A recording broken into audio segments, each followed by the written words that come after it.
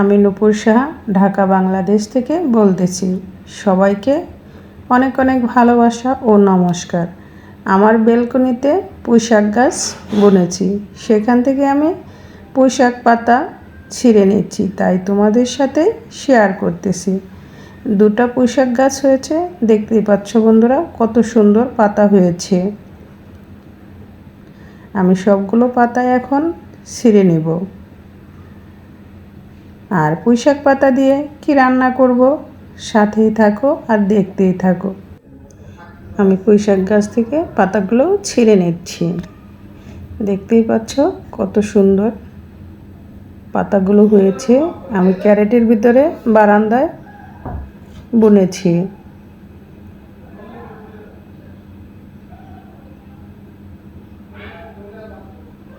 নিজের হাতের জিনিস এবং নিজের গাছের জিনিস অল্প একটুতে অনেক মজা।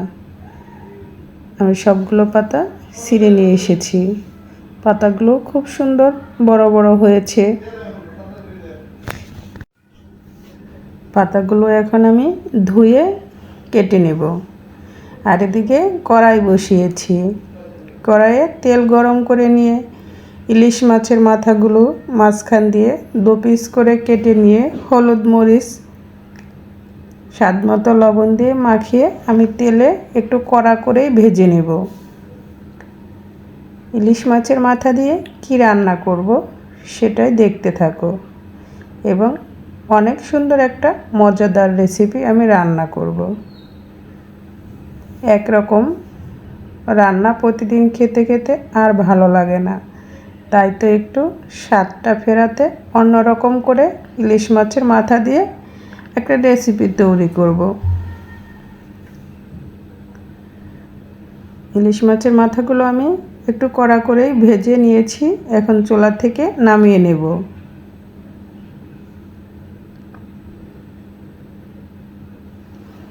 অবশিষ্ট তেলে দিয়ে দিলাম তেজপাতা, গোটা জিরা, শুকনা মরিচ। আমি এখানে কোনো পেঁয়াজ রসুন ব্যবহার করব না। তোমরা চাইলে এখানে পেঁয়াজ কুচি, রসুন কুচিও দিতে পারো। এখন দিয়ে দিলাম কেটে রাখা পুঁইশাক আর কেটে রাখা কচুরমুখী। এখন দুটো উপকরণ স্বাদ মতো লবণ দিয়ে একটু সময় কষিয়ে নেব।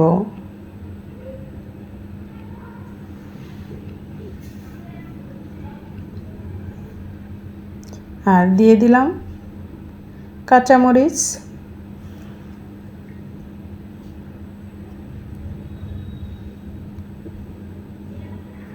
আর এখন দিয়ে দিচ্ছি পরিমাণ মতো হলুদ গুঁড়া,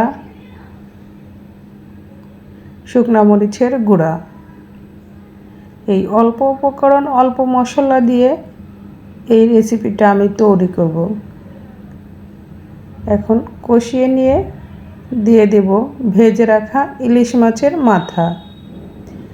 এখন ইলিশ মাছের মাথা দেওয়ার পর আরও 2 থেকে 3 মিনিট এভাবে কষিয়ে নেব।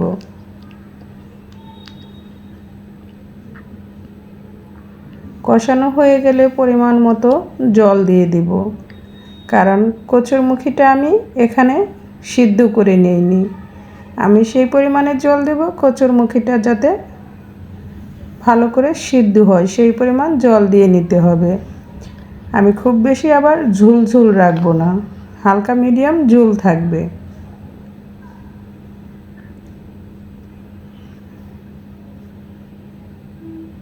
এখন চুলার আঁচটা লো মিডিয়াম আঁচে রেখে আমি ঢাকনা দিয়ে ঢেকে রান্না করে নিয়েছি।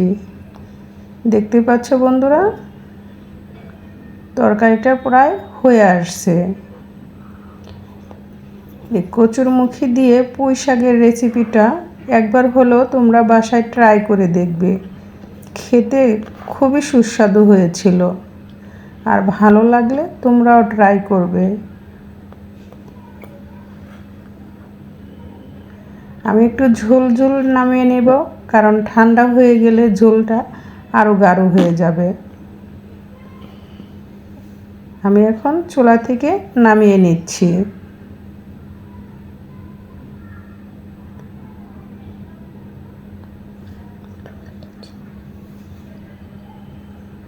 দেখতেই পাচ্ছ বন্ধুরা, রেসিপিটা কত সুন্দর হয়েছে।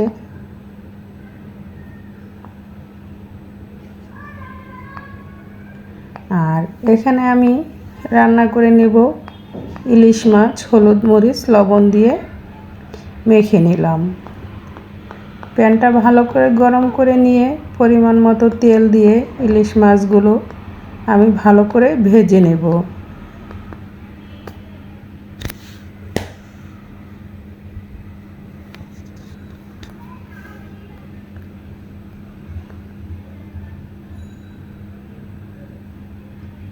এক পিঠ ভাজা হয়ে গেলে আমি অপর পিঠ উল্টিয়ে দেব।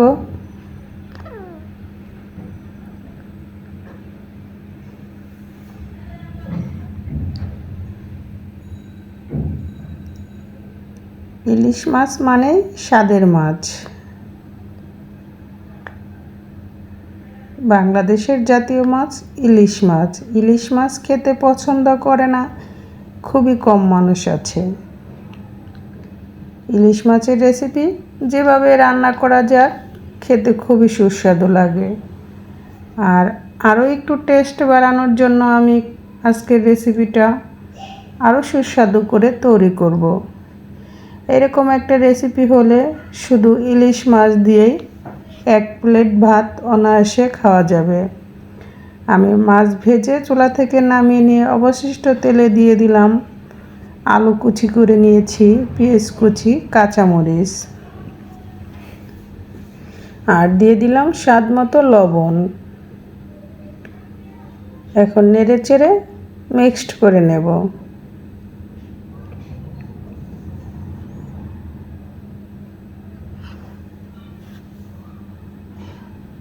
এভাবে বেশ কিছুটা সময় নেড়ে চেড়ে ভেজে নেব। এখানে আমি কোনো জল অ্যাড করব না।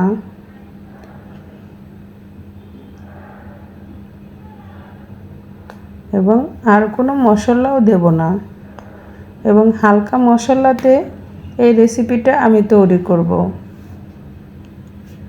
আলু পেঁয়াজ ভাজিটা হয়ে আসছে। যখন 80% ভাজি হয়ে যাবে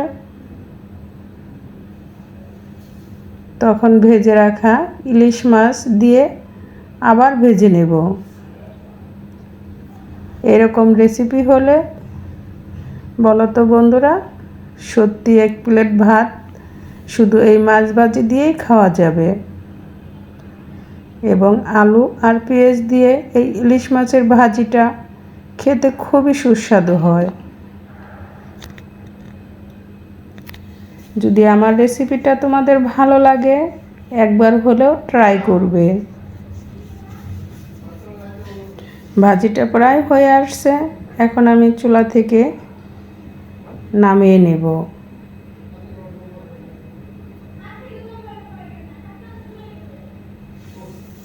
আমি এখানে একটা ট্রে নিয়েছি। এখন ট্রেতে ইলিশ মাছ আর আলু পেঁয়াজ দিয়ে ভাজিটা নামিয়ে নিচ্ছি। দেখতেই পাচ্ছ বন্ধুরা, দেখতে যতটা সুন্দর লাগতেছে খেতেও ঠিক তার চেয়ে বেশি সুস্বাদু হয়েছিল।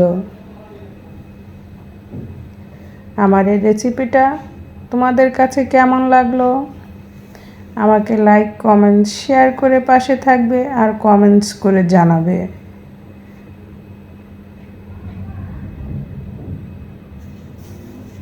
আমি সবগুলোই মাছ নামিয়ে নিয়েছি।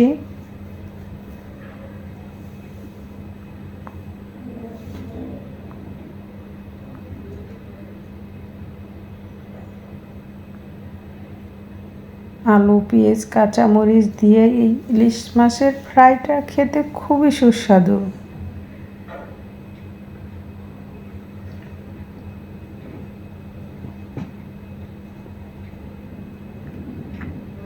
ভালো লাগলে বাসায় একবার হলেও ট্রাই করবে।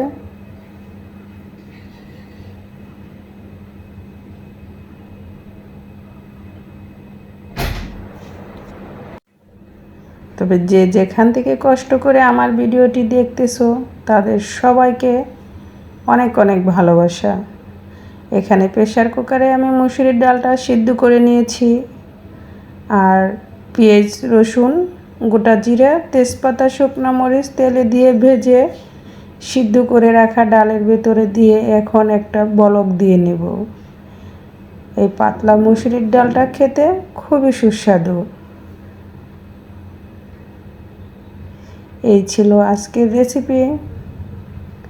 সবাই ভালো থাকবে, সুস্থ থাকবে। আবার দেখা হবে নতুন কোনো ভিডিও বা রেসিপি নিয়ে। আজকের মতো এখানেই বিদায় নিচ্ছি।